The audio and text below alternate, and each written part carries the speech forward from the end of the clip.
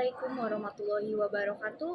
Perkenalkan, nama saya Fitri Maulidianti dengan NIM 64242050. Kami dari kelompok 6 Manajemen Keuangan akan memaparkan materi tentang instrumen pasar modal di Indonesia, yaitu tentang saham. Pengertian pasar modal atau caption market merupakan pasar untuk berbagai instrumen keuangan jangka panjang yang bisa diperjualbelikan seperti baik surat utang, obligasi, cukai, saham, reksadana, instrumen derivatif maupun instrumen lainnya. Instrumen keuangan yang diperdagangkan di pasar modal merupakan instrumen jangka panjang, jangka waktu lebih dari 1 tahun, seperti saham, obligasi, waran, rate, reksadana, dan berbagai instrumen derivatif seperti option, future, dan lain-lainnya. Kedua, saham. Saham merupakan salah satu surat berharga yang diperdagangkan di pasar modal yang bersifat kepemilikan. Menurut Bambang Susilo 2009-27, saham adalah tanda pernyataan modal seseorang atau pihak badan usaha, suatu perusahaan atau perseroan terbatas. Perkenalkan, nama saya Marsha Rizky Fatima. Saya akan menjelaskan macam-macam saham. Yang pertama ada saham biasa atau common stock, merupakan jenis efek yang menempatkan pemiliknya paling akhir terhadap pembagian dividen dan hak atas harta kekayaan perusahaan apabila perusahaan tersebut dilikuidasi. Saham ini paling sering digunakan oleh emiten untuk memperoleh dana masyarakat. Pemilik saham mempunyai hak dan kewajiban terbatas pada setiap lembar saham yang dimiliki.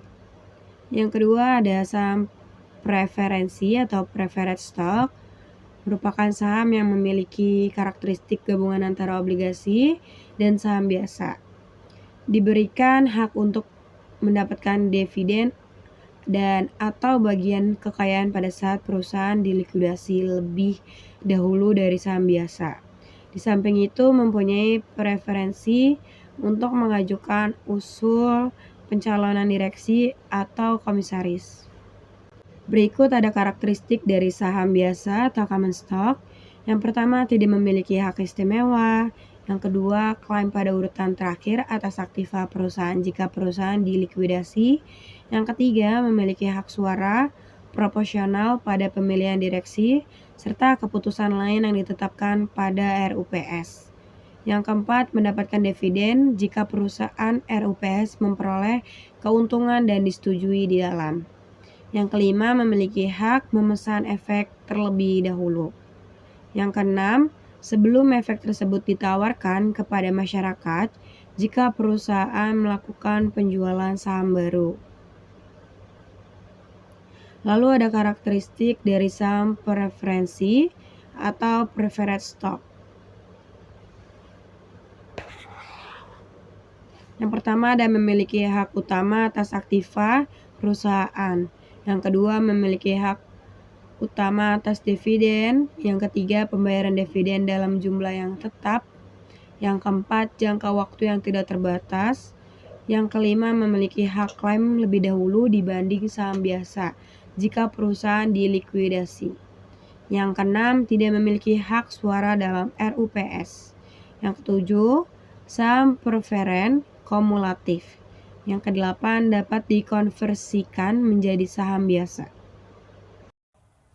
Baik, pada slide ini saya akan menjelaskan tentang jenis saham berdasarkan cara peralihannya, yaitu bagaimana suatu saham bisa berpindah tangan dari satu investor ke investor lainnya. Nah, secara umum saham bisa dibedakan menjadi dua jenis, yaitu saham atas unjuk atau bearer stock dan saham atas nama atau register stock. Untuk saham atas nama adalah saham yang tidak ada mencantumkan nama pemiliknya pada lembar saham.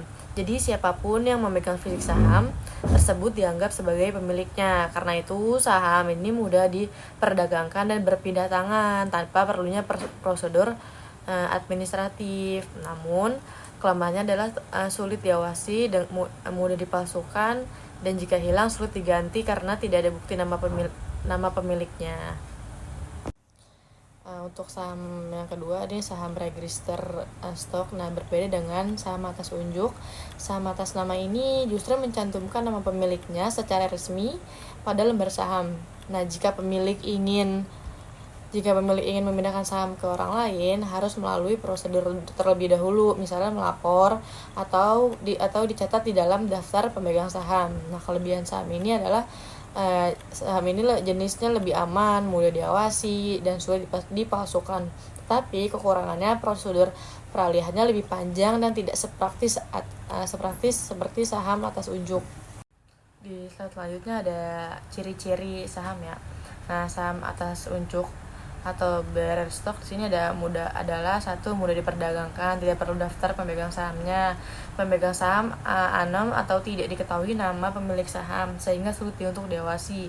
Bisa dipalsukan, jika hilang sulit diganti. Pembuatannya sulit karena persyaratannya berat dan sulit diawasi. Nah, untuk saham atas nama atau register stock, prosedurnya panjang. Jika diperdagangkan karena memerlukan pernyataan atau pemindahan atau PPH, harus ada yang mencatat nama-nama dari pemegang saham atau daftar nama pemilik saham, sehingga mudah diawasi dan sulit dipalsukan. Jika hilang mudah diganti. Pembuatannya relatif mudah tapi mudah diawasi.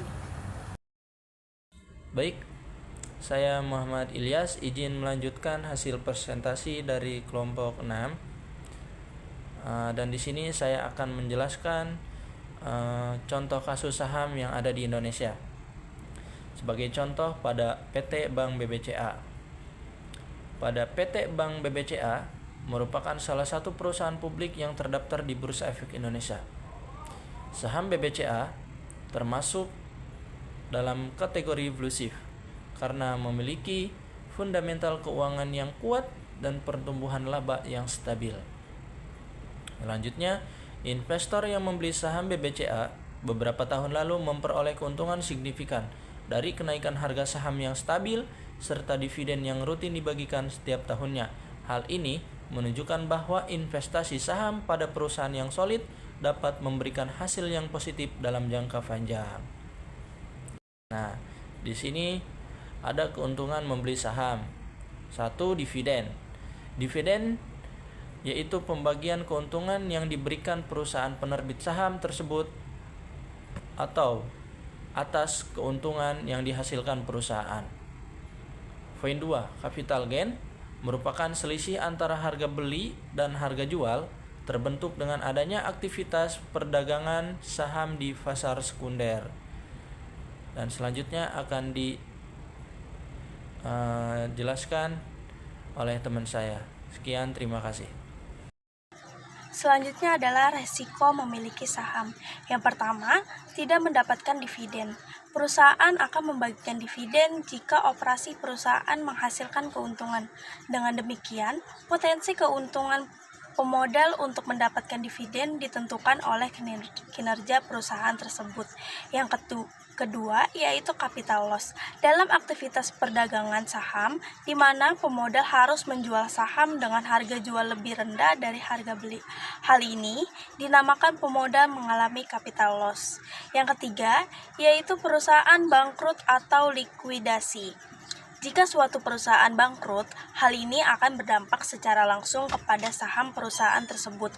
Maka secara otomatis saham perusahaan tersebut akan dikeluarkan dari bursa dan delist.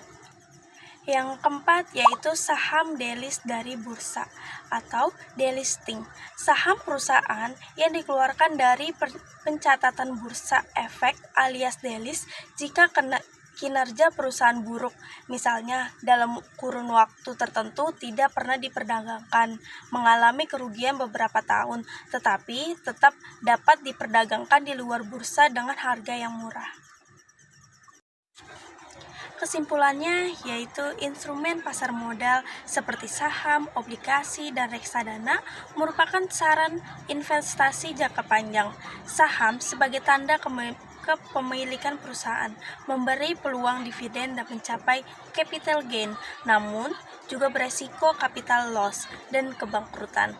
Dengan pemilihan perusahaan yang kuat seperti BBCA, investasi dapat memberikan keuntungan jangka panjang. Cukup sekian presentasi dari kelompok kami. Kurang lebihnya mohon maaf.